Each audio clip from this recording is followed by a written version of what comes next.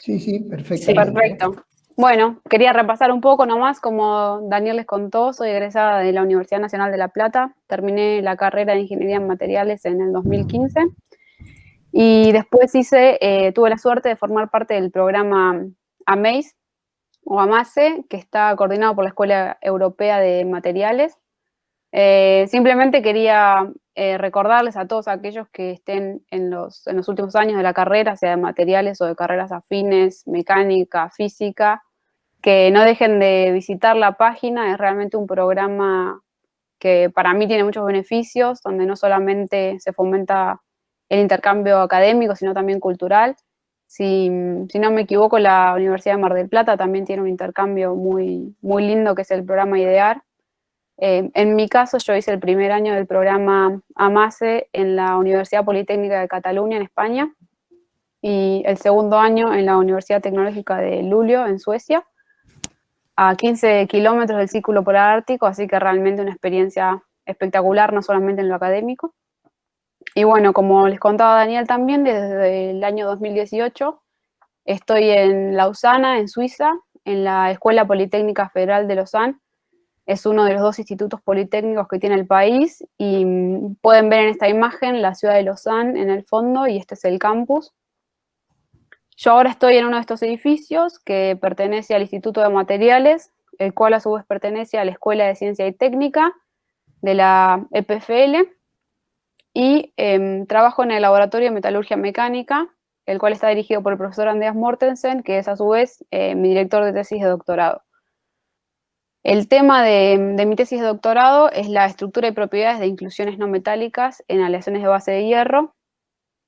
Y bueno, empecé en 2018, así que estoy aproximadamente a la mitad del doctorado, así que les voy a contar algunos resultados parciales y un poco de la motivación para este tema, este proyecto. Básicamente, las inclusiones no metálicas están presentes en los aceros como consecuencia del proceso de fabricación. En una de las etapas de la fabricación del acero, que es en la metalurgia de cuchara, se utiliza el agregado de elementos como aluminio y silicio para atrapar el oxígeno que está disuelto en el hierro líquido y que presenta un problema de producción. Entonces, se utiliza eso, aluminio, silicio, manganeso, algunos elementos que tienen afinidad por el oxígeno para atrapar ese oxígeno, y eso genera la precipitación de óxidos, ya sea líquidos o sólidos, que si bien algunos de ellos se remueven por flotación, otros quedan atrapados y pasan a formar parte de la microestructura. Se sabe que estos óxidos pueden presentar problemas, ya sea para las propiedades mecánicas o durante el conformado de los materiales. Por ejemplo, se sabe que pueden ser sitios de iniciación de fallas por fatiga, se sabe que pueden disminuir las propiedades mecánicas como la resistencia mecánica, pueden a su vez generar defectos en laminación o incluso en la extrusión de materiales a diámetros muy finos. Entonces, a nosotros lo que nos interesa es tratar de conocer un poco más las propiedades de estas inclusiones no metálicas y entender cómo pueden afectar a los aceros y aleaciones. Recopilé acá algunas imágenes de la literatura de inclusiones no metálicas, en particular de óxidos, donde podemos ver que tienen una variedad inmensa de morfologías y de composiciones. Podemos ver que algunas de ellas son globulares, otras tienen morfologías dendríticas o pueden ser poligonales, pueden estar conformadas de una fase simple o de más de una fase, y a su vez pueden tener diversos elementos, ¿no? Calcio, aluminio, azufre. A su vez, a mí me gustan mucho estas dos imágenes porque nos muestran que algunas de las inclusiones durante el laminado se rompen formando múltiples fragmentos, otras forman inclusiones muy elongadas y finas, y otras directamente no se deforman. Por lo tanto, vemos que la variedad es muy amplia en morfología, en composición y en propiedades mecánicas. Entonces, hoy en día sabemos muy poco, si bien sabemos que existen y que están presentes y que afectan las propiedades mecánicas y dependen del proceso de fabricación. Es un campo que no está muy estudiado y que necesitamos conocer más para poder controlar tanto las inclusiones como su influencia sobre las aleaciones. Por eso en este proyecto lo que intentamos es estudiar estas inclusiones, dado la complejidad que las inclusiones no metálicas tienen en aceros reales y comerciales. Lo que hacemos es fabricar muestras de laboratorio Hoy en día estamos utilizando un horno de inducción y un crisol que se llama frío. Es básicamente un crisol de cobre refrigerado que nos permite limitar la interacción entre el hierro líquido y el material del crisol, dado que vimos en algunas experiencias previas que puede haber interacciones químicas y que material que pertenece a un crisol cerámico puede terminar influenciando o formar parte de la composición de las inclusiones. Por lo que usamos este tipo de crisoles de cobre. Fundimos en una atmósfera inerte, yo no lo puse en esta imagen, pero normalmente alrededor del crisol tenemos un tubo de cuarzo y utilizamos una atmósfera de argón. Lo que hacemos es fundir hierro de alta pureza y una vez que está fundido y sabiendo que contiene una cantidad de oxígeno, porque el oxígeno es un elemento que tiene mucha afinidad por el hierro y que está presente ya sea a través de la atmósfera como impureza en el hierro que compramos, si bien es de alta pureza, ppm de oxígeno pueden siempre estar presentes. Entonces, una vez que tenemos el hierro líquido que contiene algo de oxígeno, agregamos una prelación de hierro con algo de aluminio, o silicio, o manganeso, o el desoxidante que nos interese, para formar en el laboratorio nuestras inclusiones no metálicas. La idea es poder controlar lo más posible su composición química y poder estudiar cómo variaciones en la composición química o en la morfología influencian las propiedades mecánicas de estos óxidos.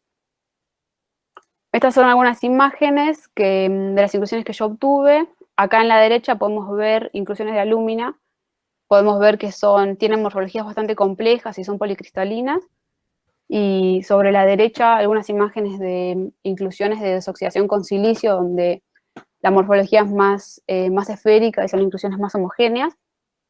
Esta imagen inferior izquierda corresponde a una típica metalografía, o sea, es una muestra pulida observada en el microscopio electrónico de barrido, y las otras tres corresponden a imágenes en donde disolvemos la matriz de hierro. Inicialmente lo estábamos haciendo con ácido nítrico, pero hoy en día utilizamos un ataque electroquímico para disminuir el tiempo que el ácido está en contacto con los metales, y de esta manera exponemos las partículas para ver su morfología y para poder hacer ensayos mecánicos sobre ellas, ya que lo que nos interesa es conocer la resistencia mecánica. Para eso utilizamos un Focus Ion Beam, es una herramienta que puede venir adosada a los microscopios electrónicos de barrido. Es básicamente un haz de iones focalizado. Fundamentalmente se usan, en la gran mayoría de los casos, iones de galio. Y este haz de iones nos permite remover preferencialmente material en algunas regiones. Y con esta herramienta lo que hacemos es fabricar una muestra para ensayos micromecánicos que tiene una geometría que le llamamos DC. Es una técnica que fue desarrollada en el laboratorio en el que trabajo hoy en día durante otros estudios de doctorado previos de otros estudiantes que analizaron las propiedades mecánicas de refuerzos de materiales compuestos y de, por ejemplo, precipitados de silicio en aleaciones de aluminio-silicio. Hoy en día yo lo hago sobre estudio de las propiedades de inclusiones no metálicas, formando este tipo de muestras. En lo que nos interesa es hacer ensayos de compresión. Utilizamos una herramienta que también se puede utilizar dentro del microscopio electrónico de barrido, que básicamente es un equipo de ensayos micromecánicos. Tiene una aguja o un punzón que tiene una punta plana.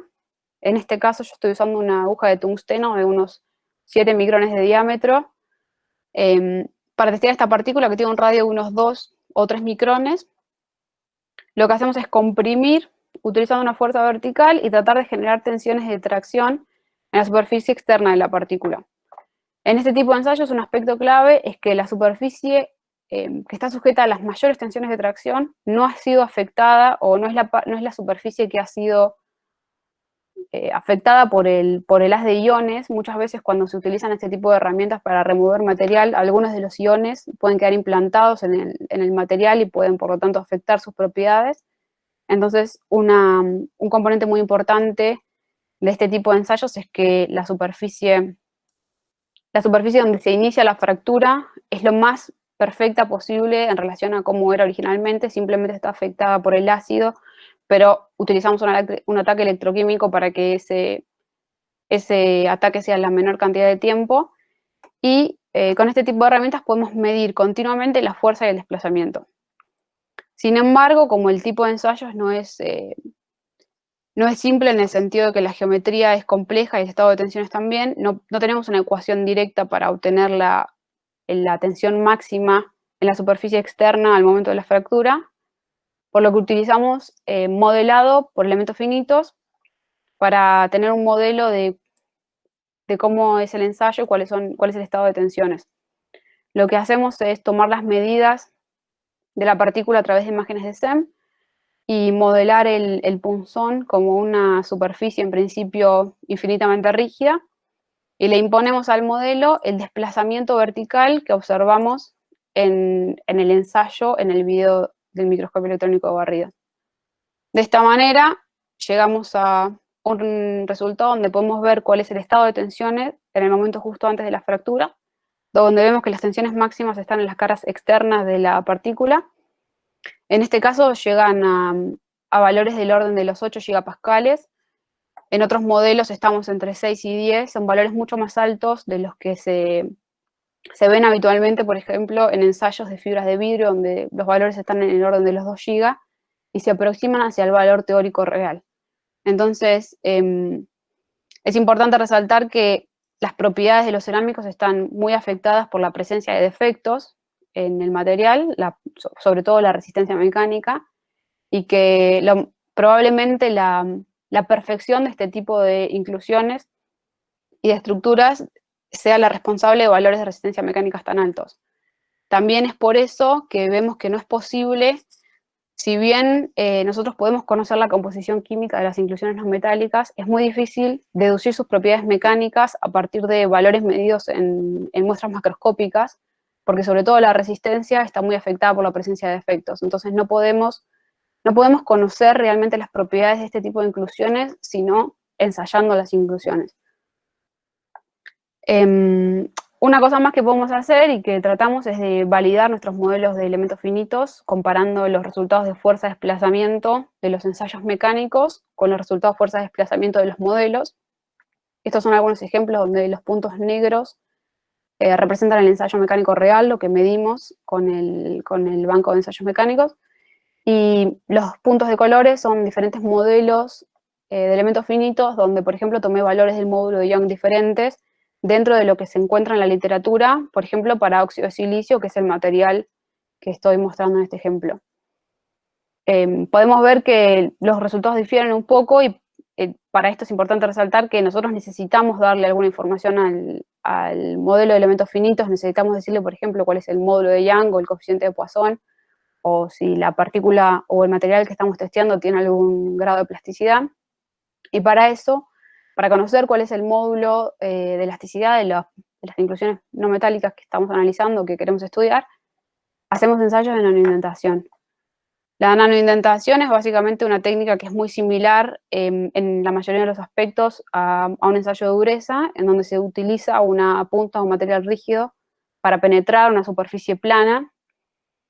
La primera diferencia es el tamaño de la punta, que en el caso de la nanoindentación, en el extremo puede tener un radio de curvatura del orden de nanómetros, de 50 nanómetros. En mi caso yo utilizo una punta de diamante con geometría Berkovich, que es una pirámide de 3 caras. Y la segunda diferencia importante es que nosotros en la nanoindentación medimos continuamente la fuerza y el desplazamiento durante la indentación, a diferencia de lo que pasa en un ensayo de dureza, donde solamente aplicamos una carga y luego medimos el área de la impresión. Lo que nos permite medir constantemente la fuerza y el desplazamiento es que a partir de la curva de descarga se pueden deducir no solamente la dureza, sino el módulo elástico del material que está siendo ensayado. Por lo tanto, nosotros queremos usar esta técnica para conocer el módulo elástico de nuestras partículas y, por supuesto, a su vez, la dureza. El principal desafío que tenemos es que la teoría que fue desarrollada alrededor de los años 90 para extraer valores de módulo elástico de este tipo de ensayos asume un material que es semi-infinito y homogéneo, lo cual claramente no se cumple en los materiales que estamos ensayando nosotros, donde tenemos una inclusión embebida en un material que tiene un comportamiento mecánico diferente, y luego que el tamaño de las inclusiones que estamos analizando es del orden de magnitud del tamaño de la imprenta. Vemos acá, por ejemplo, una de las inclusiones de sílica donde la imprenta tiene 1/3 del diámetro de la inclusión. Por lo que trabajamos también en modelos o métodos de análisis para poder extraer a partir de ensayos de nanoindentación valores del módulo de la inclusión que estén desacoplados del efecto que puede tener la matriz metálica. Entonces, básicamente, en resumen, tratamos de explorar diferentes rangos composicionales de óxidos dentro de los sistemas de aluminio, silicio, manganeso, aunque también estoy interesada en agregar calcio. Y queremos medir la resistencia mecánica de estas inclusiones a través de ensayos micromecánicos in situ y medir el módulo elástico de la dureza a través de técnicas de nanoindentación. Así que eso es todo por mi parte. Muchas gracias por la atención y no lo dije al principio porque me puse un poco nerviosa con todo esto de que me desconecté, pero más que agradecida por la invitación y por la posibilidad de mostrarles un poco lo que estoy haciendo y hacia dónde quiero llegar en los 2 años que me quedan. Así que muchas gracias.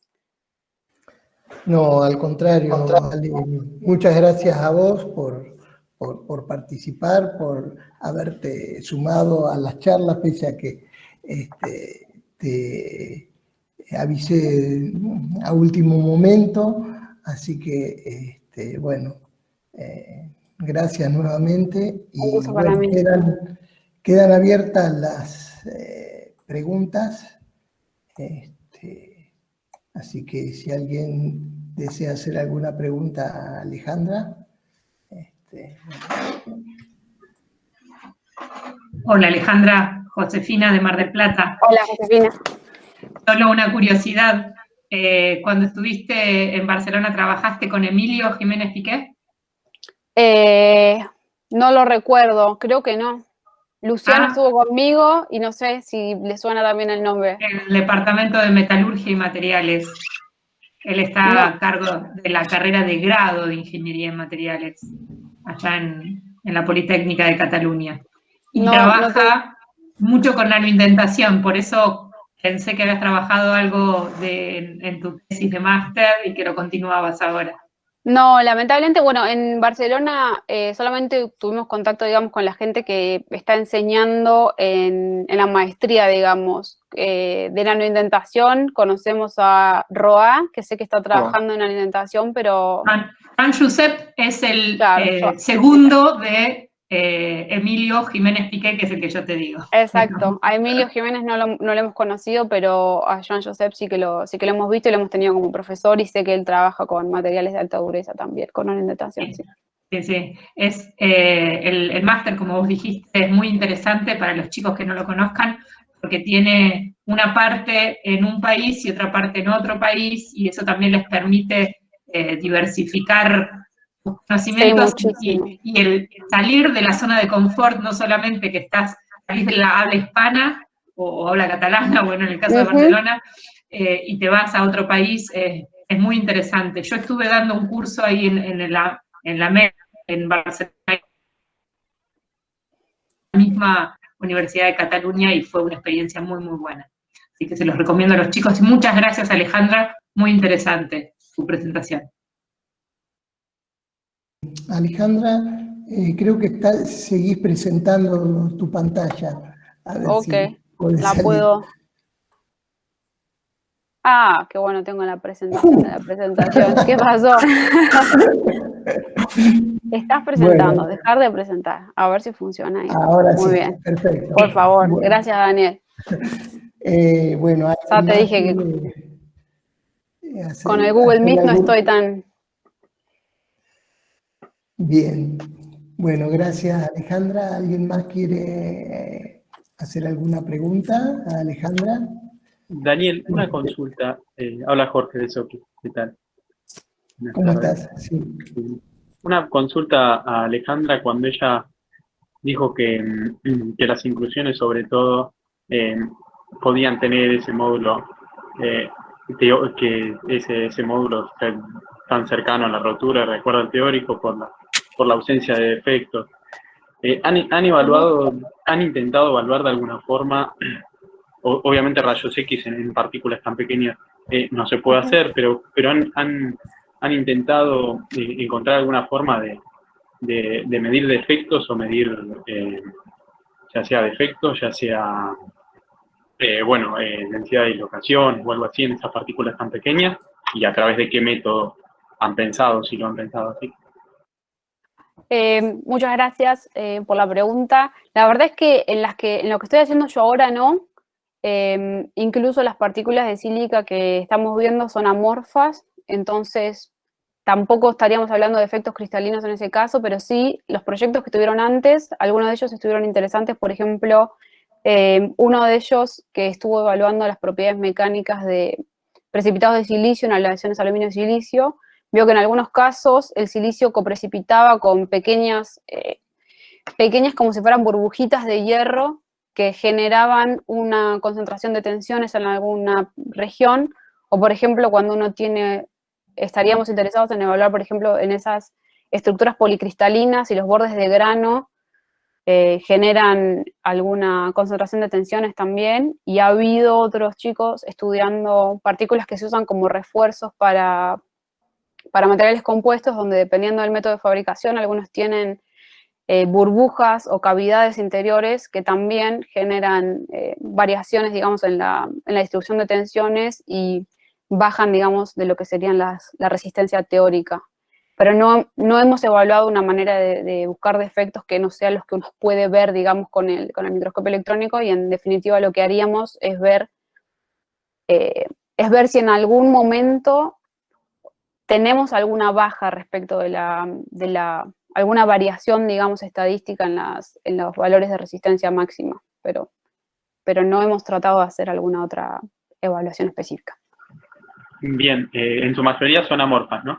No Sí, las que estoy viendo de sílica sí, no las de alúmina, pero las de alúmina tienen morfologías tan complejas que no he logrado hacer ensayos mecánicos sobre las partículas de alúmina, pero sí he comprobado por EBCD, por difracción de electrones retrodispersados, que sí las alúminas son cristalinas.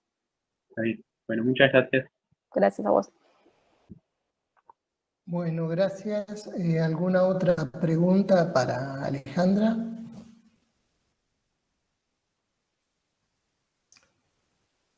Bueno, si no hay más preguntas, entonces muchas gracias, Ale. Realmente estuvo muy, muy interesante tu presentación.